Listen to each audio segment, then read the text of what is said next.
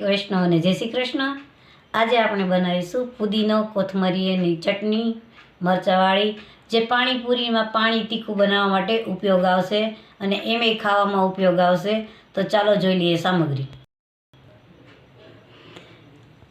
1 વાટકી પુદીનો, 1 વાટકી કોથમરી, 4-5 મરચાં, આદુનો ટુકડો, સ્વાદ અનુસાર મીઠું, થોડી એવી ખાંડ નાખવી હોય તો સ્કીપ કરી શકાય, અને લીંબુનો રસ, જોઈતા પ્રમાણમાં પાણી મિક્સરમાં બનાવીશું।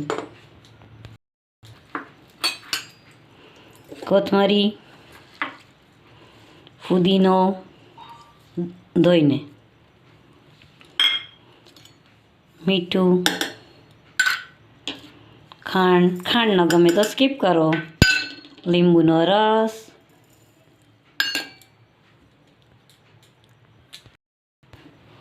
આદુ મરચાં પણ નખાઈ ગયા। હવે આપણે થોડું એવું પાણી જોઈતા પૂરતું નાખશું અને મિક્સરમાં ચટણી કરીશું।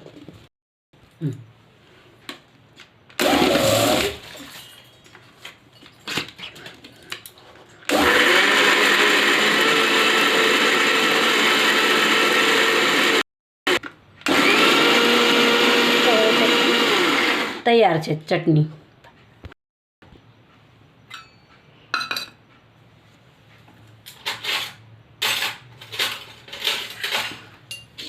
હવે આપણે એને વાટકામાં કાઢી લઈશું।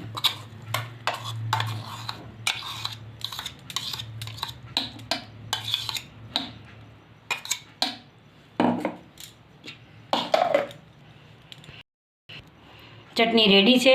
આ તમે પાણીપુરીનું તીખું પાણી પણ બનાવી શકો છો, એમેય પણ ખાઈ શકો છો, ઢોકળામાં પણ ખાઈ શકો છો। ઘણી રીતે સ્વાદિષ્ટ અને ટેસ્ટી ચટણી આપણે રેડી છે।